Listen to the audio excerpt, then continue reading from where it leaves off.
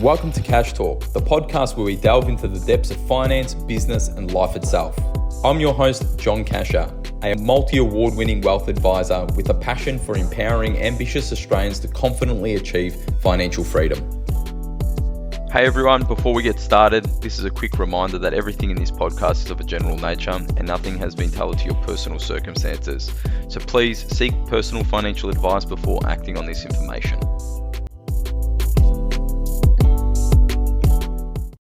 And welcome back to Cash Talk. Today I'm joined by JK. JK, how are you, mate? Good, thanks, mate. How are you?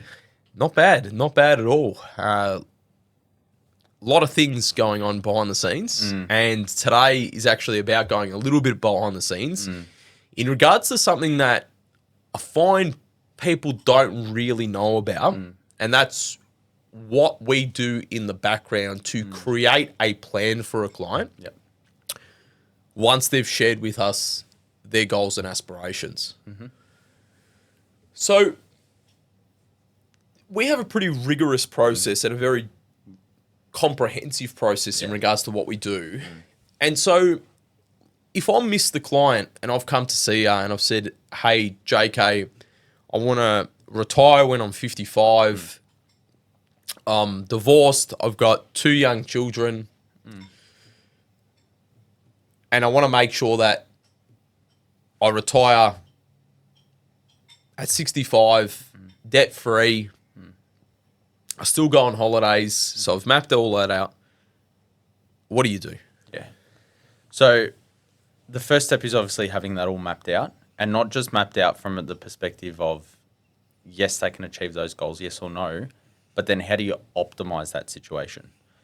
So, you know, you might be able to, depending on your income, you might have been able to achieve that goal anyway. So once that goal's achieved, it's then how do we either make it happen sooner or how do we maximize their wealth along the way?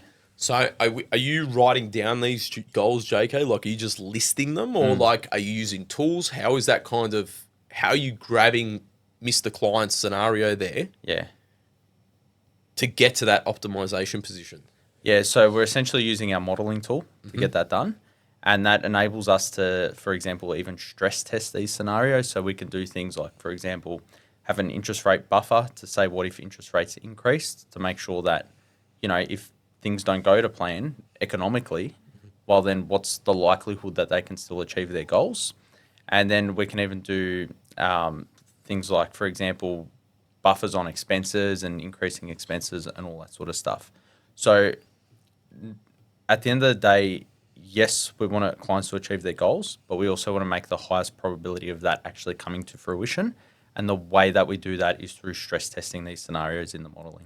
And when you talk about stress testing, are you running multiple different scenarios, different investments that you're purchasing? Yeah. Like, what's happening there? Yeah, so it depends on the scenario a little bit. We are doing, especially when there's more complex scenarios, we are running, more complex cases, we're running multiple scenarios. So that might be things, for example, like changes in, for example, if we're looking at buying an investment property, we'll assess whether the client can go for a period of time without the income from that rental property to say, you know, if it wasn't tenanted for a period of time, then are they able to withstand that? So there's a few different things that we'll look at depending on the scenario. And even like, obviously from a complexity perspective, there's going to be multiple different ones. Do they buy the property? Do they not buy the property? Correct. Do they rent? Whatever the scenario is. But like, that even flows down to, like, for example, if we're going to put $1,000 into an investment, is that purchased within an ETF, or is that in an investment bond, or is that going into superannuation? Correct. So there's multiple different strategies that are going and then being back tested against all of those. Correct. To see which one kind of gets to that optimum scenario with the lowest amount of risk. Cool. So it's quite complex. Yeah. How much time would you spend kind of mapping that all out and getting that right before you move to the next stage? Yeah, it's a good question. I'd say probably just on that, you're probably looking at a couple of hours at least. And then that's dedicated. Like, that's non-stop. Correct. Yeah. Yeah, that's pretty much a non-stop 2 hours. So, and that's before you even get into which product that we're going to use, which insurance product, which super, which investment product. That's just mapping out like the sketch essentially of the plan. You haven't got into the details about, like, you know, what color the wheel's going to be, what brakes are we going to use, all that sort of thing. This is just kind of, well, what's it roughly going to look like? So you've then mapped that out. You've done the 2 hours, say, and you've mapped it all out. What happens next? Like, yeah. So the next step from there is we go straight into insurance and wealth protection, because the reason why we do that first is because depending on what's going on with the insurances, for example, the client might need to retain the insurances that they have within their super fund. That can impact the other recommendations. So you don't want to go and fine tune the investment and the superannuation side of things and then do the insurance and then work out, well, that's going to change the whole scenario. So you've gone straight from plan A to plan B, I hear. Correct. So you're looking at, this is what happens if everything goes to plan, with a few different buffers and stress tests. There's a caveat there. But then if things do go wrong, and the biggest ones when they go wrong, like those managing those risks, but it's like a life event. It's like an illness, a injury, a death, that's going to hugely impact, because a lot of these plans are driven from income being flown through. And if that income stops, well, then you've got a massive issue. Yeah. So you've then done analysis in regards to how much coverage they need, because that's a quite detailed process as well. Yeah, very. So when you're doing accumulation plan, let's call it, and then you've got a protection plan, how much thought is going into that protection plan, and how do you come up with like the levels of protection that they need? Yeah, so the protection plan's very interesting. So we've got essentially what we call our needs analysis philosophy. And the reason why that we have that is similar to how we've got investment philosophies and all that sort of stuff. With insurance philosophy, it's about making sure that our emotions aren't getting in the way and our biases and all that stuff aren't impacting our decisions. Because like we always talk about, we want to base our decisions on logic, and it's the same with insurances. So we'll look at, for example, on life cover, we want to make sure that we're paying off the debts, especially non-deductible debt. We're allowing future income for the surviving spouse, especially if they've got kids. We'll normally do it till the youngest child is 18 or a minimum of 5 years. And then also allowing things for funeral costs as well. And then offsetting that with some disposable assets they might have. So that might be like investment properties or investment portfolios they've built up, or using that income to offset that need. So that's life cover, how we'll look at that. Then we've got... And that's in the event of a death, everyone. So you're trying to... What JK is trying to do in layman's terms is, in the event of a death, put that family at least in the same financial position as they would be pre that event. That's exactly what we're trying to do. Yeah.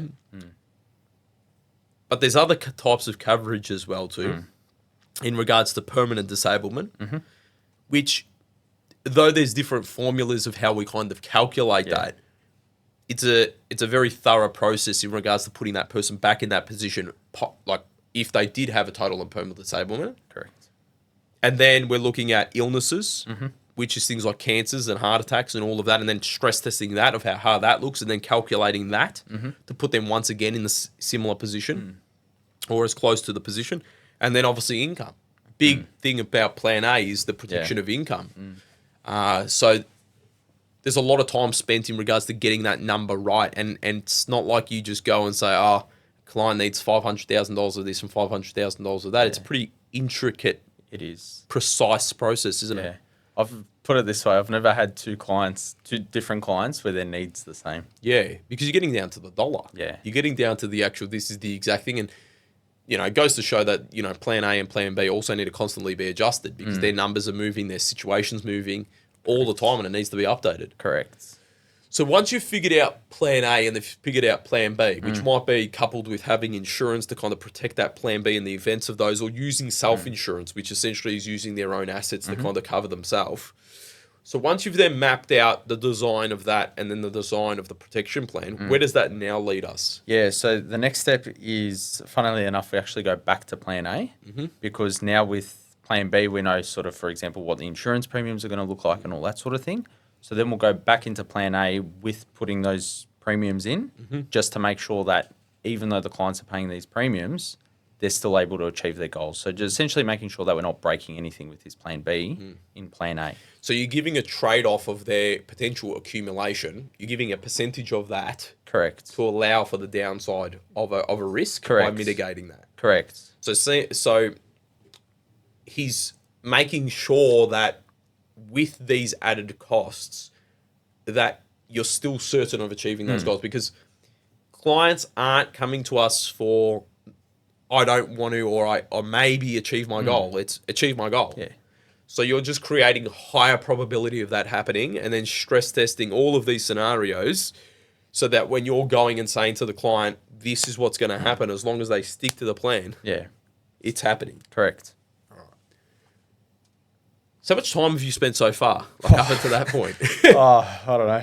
It's probably 3 hours at least. Okay, cool. So 3 hours of kind of just mapping it out. Yeah. So you're now set on that. It all works, imagine. Actually, if it doesn't work, JK, what happens? Is it back and forth? Like, what happens there? Yeah. So if it doesn't work in that scenario, we've kind of got our own, I guess, preferences in regards to what we will trade off. But in that scenario, it's something that we'd have to have a discussion with the client as well to say, hey, this is essentially the problem that we're having. These are our options. And then which of these ones would you feel most comfortable with? So like a house, I know you wanted a bigger wardrobe, but we just can't fit that wardrobe if you want that bathroom. Correct. Yeah. Correct. Cool. So do you want the wardrobe or do you want the bathroom? Yeah. Or do we have to reduce the... All that. Correct. All right, cool. So map that all out. It works. You've had the discussion, apparently, like, then what happens after that? So then after that, so we've essentially got what I call the strategy done and also the insurance planning done. So then it's around now, well, we know that we need to do investments. We know that we need to do the superannuation strategies. What products are we going to use for that? So when we say products, there's kind of twofold here. There's one that's the investment platform. For example, like the superannuation fund or, the investment platform or the investment bond provider that we're using, all that sort of thing. And then there's that underlying investments that sit beneath that, which is arguably more important because, you'll talk about people comparing the differences between, I don't know, Australian Super and Host Plus, for example. You're not really comparing Australian Super and Host Plus, you're comparing the underlying investment options. Australian Super and Host Plus are more of the administrators. So we're kind of looking at it at two levels. So you're looking at the administrator simply as a mailing house. Correct. And from a fees perspective, which they're going to take, how low can we go? Correct. Yeah. And then what level of functionality do we need to trade off between that fee and that functionality? Correct. And then sitting under that is the actual investments that are going to be the vehicle in which is going to hold the money to then meet up to the objectives of the strategy that you've created before. Correct. Yep. And then obviously overlaying all of that is that through that strategy, JK and the team have figured out how much flows are going to different structures. Because then you've got superannuation, non-superannuation investment vehicles, which one goes to what. Yeah. That's all been dictated before in the strategic plan. So you're spending time in that. And JK, there's hundreds, if not thousands, of different platforms, investment providers, investment options. Like, how do you figure out what's right for the client? Yeah. So that's a really good question. There's essentially like a criteria of investments that we use quite frequently. And it's an approved list of funds. Correct. That have been tested by an external party. Correct. To ensure that they've got the, would you say criteria or eligibility or what's the word? Anyway, they've been rigorously tested to ensure that they're going to be liquid, they're going to be able to pay out funds, they're going to be sustainable.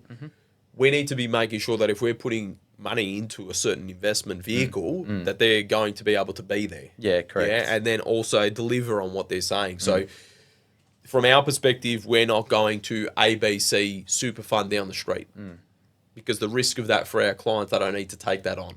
We want credible, going to be there through come hail and shine. Correct. And then there's backing up systems in regards to regulatory frameworks to ensure that those approved funds are going to be there and deliver. Correct, yeah. So you've taken that thousands upon thousands down to maybe hundreds now. Mm-hmm. From those hundreds, how are you getting down to the top 3? And then how do you get to the 1 for that specific vehicle? Yeah, that's a good question. So it's around, of those hundreds, there's not many that are actually going to sit within our investment philosophy. Yep. So, for example, we've spoken in the past before about how we've of that index or passive approach when it comes to investments. So straight away, in most cases, not all cases, but in most cases, that would essentially exclude those active options as well. So you're running like, if you're like on realestate.com, you're kind of applying all of these filters. Correct. Yeah, that apply to the person's scenario needs. And then it's kind of shrinking those hundreds down to tens. Correct. Down to single digits. Correct. And so when you get down to the single digits, everyone, usually there's not much of a difference. Literally 2 houses built side by side, same date, same thing, maybe different color brick. In our world, it's usually fees and functionality. Yep. Functionality, we're talking about reporting and glossy pieces of paper. Our clients, we find they'll take the fee reduction over the glossy paper. So usually we'll take the cheaper fee option because that erodes at people's wealth. And then the tax functionality of that fund as well too, coupled with the fee reduction to ensure that the client's able to get the most tax effectiveness of it. And when we talk about tax effectiveness, for example, sometimes you would have to full sell down an investment to purchase another one if you wanted to change that investment, which can then cause a capital gain scenario. Yeah. Where with some funds, you don't need to do that. You could have that fund, want to switch to another fund, but there's someone else who wants to buy. They kind of net them off so that you minimize your tax obligation. And so we want to see if they've got those because that might be really vital to that individual, especially if they're in certain age groups or certain scenarios. So it's just adding all of those filters. So you picked it for those super investments. You've now picked them for those investments. It then continues to go through a compliance framework, doesn't it? Yeah, correct. And once we've actually, before we get to that stage, once we've then worked out the investment options or whatever we're doing, it's essentially back to that plan A and then putting that back in there to make sure, again, fees and all that sort of stuff isn't breaking that plan. So it's always kind of like plan Adding A, the modeling. Yeah. What are we going to do for this? Back to the modeling, add it in. What are we going to do for this? Back to the modeling, add it in. So once that's all done, we've pretty much got the strategy, the products that we're using. We know what the advice is going to be by this stage. So then it's around developing the statement of advice and going through the quality, what we call quality checking. Can I just pause for 1 second? Because I know we've talked about a lot. I just want to stop and pause just for insurance products. Before we get into the actual compliance framework that sits behind that, from an insurance perspective, JK, we need to find out a lot about people's health and financial scenarios. Because different to in investment, which you need to essentially meet what they call their TMDs or target market determination to ensure that you're applicable for that product. An insurance application is a rigorous process. It takes time, you need to apply for it. And then if you don't have the right health conditions to meet the insurer, essentially you can just waste time. So in your team, what do you do to ensure that like what you're recommending from a protection perspective is actually being able to be implemented? Yeah. So while we're developing that plan B, we've already gathered some information around what the client's health history is like, what do they do for work, are they, if they're in the construction industry, how often are they on the tools? Is it what we call heavy labor? Is it light manual labor? Once we've got an idea of what that looks like, if we identify there's potentially going to be challenges with the application, when we do apply for the insurance cover, we'll essentially go off to different insurers and say, hey guys, this is an application that you're potentially going to receive. These are the issues with the client or these are the potential concerns. How would you guys assess that? So we're getting what we call pre-assessments or essentially an idea of what their application outcome will look like before we go off and deliver that advice. So we're getting it right first go, essentially. Obviously, premium is a big dictator. And obviously, you talked about going back to the strategic plan and making sure that's kind of the affordability of that. But it's not the ultimate factor because there's things like exclusions and loadings and you want to make sure the protection is going to pay out Correct. So once again, like the kind of approved list in regards to investments, it's the same with insurance. And then also what the potential kind of coverage is going to be and the limitations for that particular client. So, but from a time perspective, JK, you're probably 10 hours deep at this point. Oh, minimum. Yeah. It's a lot of work. And so, just to pause for a second, and just reflect on when you're not doing this and you're just running this yourself. What's your views, JK? Like you've seen people before working here, and coming into it, and you've obviously got friends that don't go through this and just is it even comparable in regards to the certainty of achieving the life they want? Well, I've done this for a little bit now, and even when it comes to me making my own decisions about my money, I need to go onto the modeling. I need to go onto the comparisons. I need to do that for myself, even though I've done it hundreds of times. It still needs to be done because it's just enabling us to look around corners that we otherwise wouldn't be able to see, because we're going to go, for example, hey, in 3 years' time, we're going to need to do this. We might need to purchase this property. So therefore, we can't do this now because then that's going to impact that goal down the track. 100%. I think it's actually incomparable. The difference between, it's like our version having, like if this was a drag race, ours has got like drag wheels, nitrous oxide, a proper racing car driver, by literally someone just getting in their old Tirana and just driving off the street. Like it's laughable. I hear you laughing about like the amount of like forensicness and the amount of precision that we do. It's no wonder why our clients achieve their goals when and how they want to, and if not sooner, by sticking to this plan and constantly having these things done. And so it's done this way, not because we want to do it, like not because we've just come up with this idea. It's because it's proven to get the results. Now, JK, once we've done all of that, there's a regulatory framework once you finish that to then actually give that to the client, because you've done your research. You know where it's going to go. There's a thing called best interest duty, everyone, which essentially says that all of those strategies and solutions that JK has come to for that client, a 55-year-old, 2 kids divorced, come through. When you've gone through all of that, what kind of checks do you need to go through to ensure that they're in the client's best interest? So a lot of it is around making sure that before you're even looking at the advice, a lot of the checks are around data collection and conversations that you've had with the client and that sort of stuff, to make sure that what you've based on the advice on, there's evidence there for that. So you're not just, making assumptions that aren't there. There's essentially a reasonable basis for you. So you're not putting your influence on what you think it should be. You're taking it of, no, the client wants this. And then matching up the strategy to ensure that it's going to create the highest probability of achieving that. Correct. And then not only that, but then going through and showing alternative ways in which why you came to that one strategy. Correct. And what you've then discounted to ensure that that's the case. Correct. And then once you've gone through it, have you removed all conflict? The reason why I don't give advice to any of my friends and family is why medical people do it. Because there's a conflict.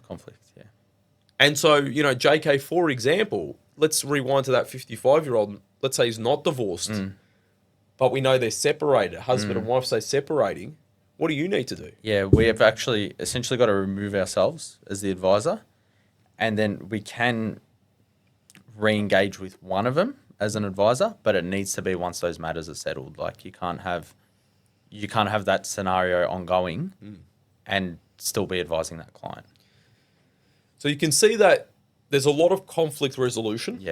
There's back testing and proof to ensure that it's going to put the person in a better position, not in a worse position. And that's very important.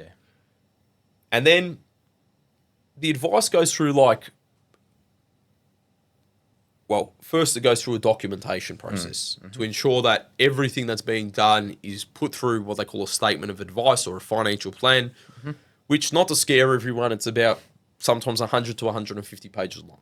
But I kind of say to people, it's like, look how much work's gone in the background. Yeah. That all now needs to be documented into a document to ensure that anyone can pick that up and read the reasons why, the for and against of everything, the reasons and the back testing involved, all put together. Now, obviously, we summarize that for our clients to make it digestible. We do go through it. But we're not only coming up with this in ideas, you're now signing off to that, JK. Correct. Yeah. So how do you feel about signing off? And I want people to know around you want to make sure that that's right because you're signing off to it. Yeah, correct. Like you said, we've got a best interest duty, and that's not like a code of professionalism or something like that. It's actually ingrained in law. So we've got a legal obligation to make sure what we're doing is in the client's best interest, not in ours or anyone else's. So when you're signing off to that document, you're saying that I believe this advice is in this client's best interest. And for us to be able to do that, we need to make sure the back testing's done, the stress testing's done, the comparisons are done, those alternatives are considered as well. Otherwise, how can I know that that's in the client's best interest? And so it's reassuring. Yeah. Like from a client's perspective, it's been stress tested, back tested, but more importantly, it's being signed off by a licensed professional. Correct. Yeah. And that prescription that I'm getting for my cash flow, my debt, my investments, whatever it's going to be, is customized to me. Correct. I'm not taking a pill just because my mate told me to take a pill and it might be good for me or kill me. Yeah. That medication is completely customized to me. Correct. Yeah. And this is where... And you're signing off to it. Yeah, and we're signing... Yep. And this is where, people may not know who are listening to this, but there's been a lot of talk in the industry around, for example, removing the need for a statement of advice and, reducing the compliance and all that sort of stuff. My whole thing with it is, even if you did all that, let's say you remove the need for a statement of advice We're completely, still providing it. it wouldn't actually change the work that much because you've still got to do all those things anyway to make sure the advice is in the client's best interest. Yeah. So I don't know how you would do it any other way, to be honest. And we enjoy this, everyone, because we see the results on the end of it. But JK, we've only really got started. And just so everyone knows, that statement of advice will take a few hours to prep. There's a lot of kind of work that goes involved. You could just imagine grabbing all of that research, all of that stuff and putting it into a document, how long that takes. So, you're probably 15 to 20 hours in by the time you're actually getting the client, presenting it to the client, and then signing off to all of the strategies and solutions you needed to be, you do. But we literally have just got started because now the plan's just a piece of paper. Correct. Yep. So you're obviously presenting this to them, to your client, and giving it to them in a digestible way that's clear and concise. You send it to them to obviously review, give them a bit of a summary, tell them the value that it's going to add in certain areas and why you've done certain things. They then sign it. What happens, JK? Because now the plan's alive. Yeah, there's actually more work in this process. This is definitely the most lengthy. It's what we call implementation. So it's essentially bringing that plan to life. So the investments that we've recommended, the superannuation changes that need to be done, the strategies around that need to be implemented, for example, contributions. You've got the insurances that need to be implemented as well. And then you've got Cash flow planning. Estate planning. Correct. Yeah, you've got... more often than not, there's more than 10 different strategies that we're implementing at one time. So for a lot of clients, without us trying to do that on your own, it can feel like chaos because a lot of things also intertwine with one another. So for example, you got to make sure your insurances are sorted before you go off and make the changes to the superannuation. Because when they're funded via super. Correct, yeah, because you might lose cover that you otherwise might need depending on the insurance outcome. So there's a lot of moving parts and...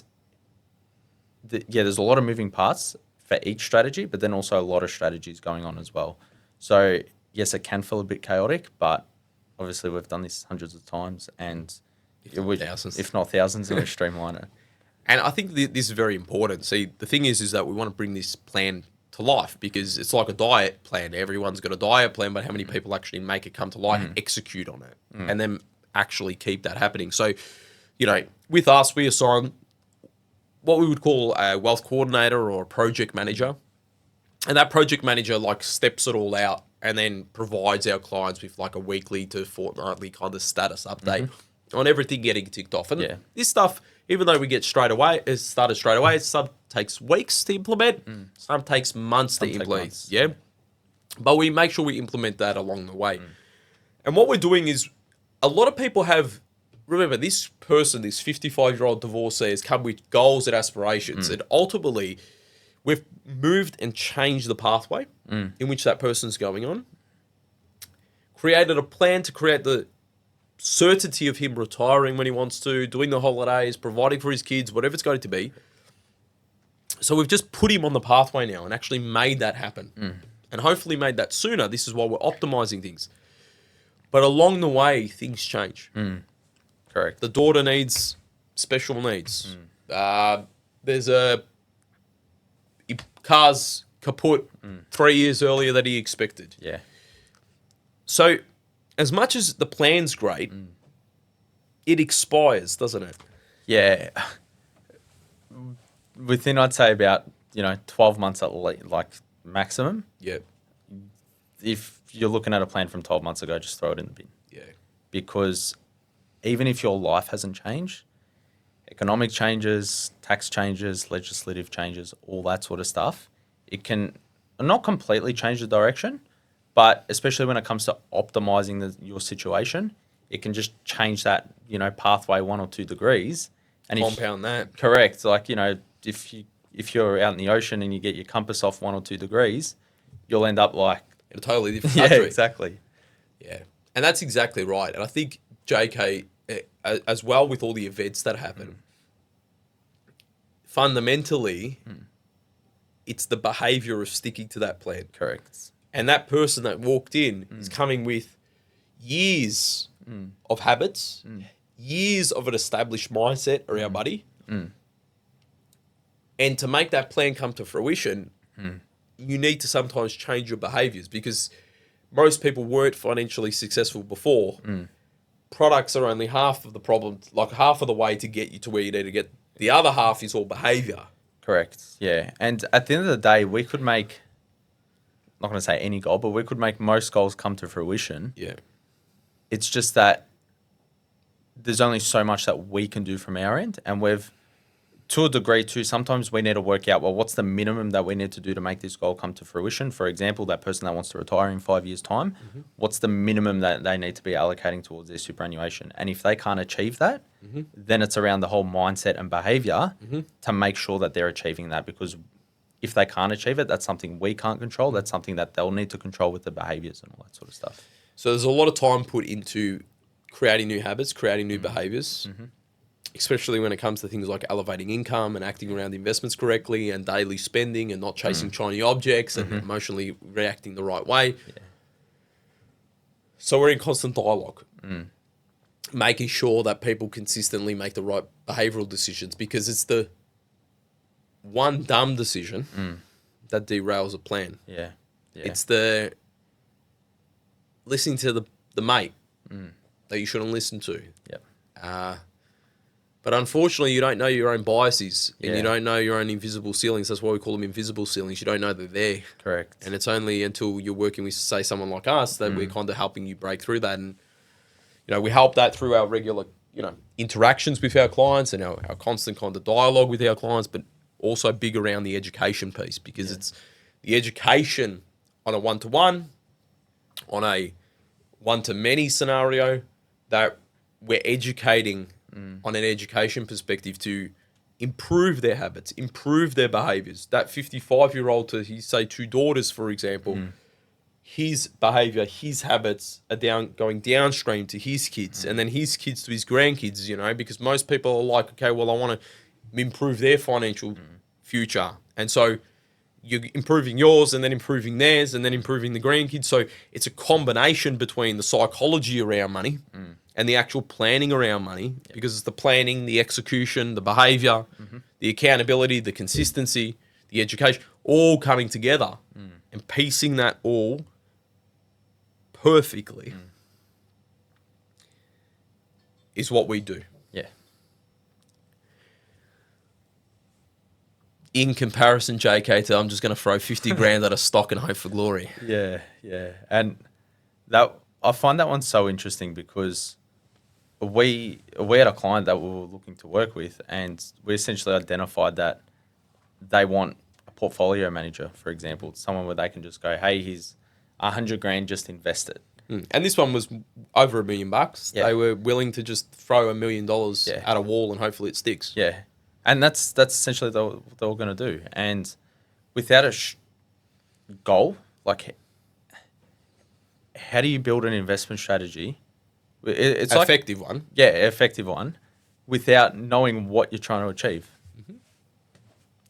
And JK, the interesting thing that if you don't get to do all this planning and you don't do all the rigorous testing, the likelihood of you actually not achieving your goals and the risks, the unnecessary risks you're taking, Yeah. you're setting yourself up to fail. Yeah, correct. And you don't get 2 cracks at life. You only get 1. Yeah. So the sooner you do this, the better, because even if the risk was like 1% that you get it wrong, it's a 1% risk that you're not going to live the life you want, and you're going to miss out on that. And if you look back, JK, at people's lives when they're 80 years old, and if they could have created less mistakes, Yeah. Oh, how much better off would they be? heaps. How much more fulfilled would their life be? JK, that's been really good. We could talk about this, and there's much more to what we do, but this might be a part 1 of maybe a part 2 series. But JK, that's been really good to kind of unpack what happens behind the scenes and let you all know about what really goes on in regards to the planning and execution of a plan. But hopefully that's been really insightful for you. If you're enjoying this stuff, make sure you subscribe to our YouTube channel and follow us on all major podcast platforms. Have a great one. Till next time. See ya. Thanks, everyone.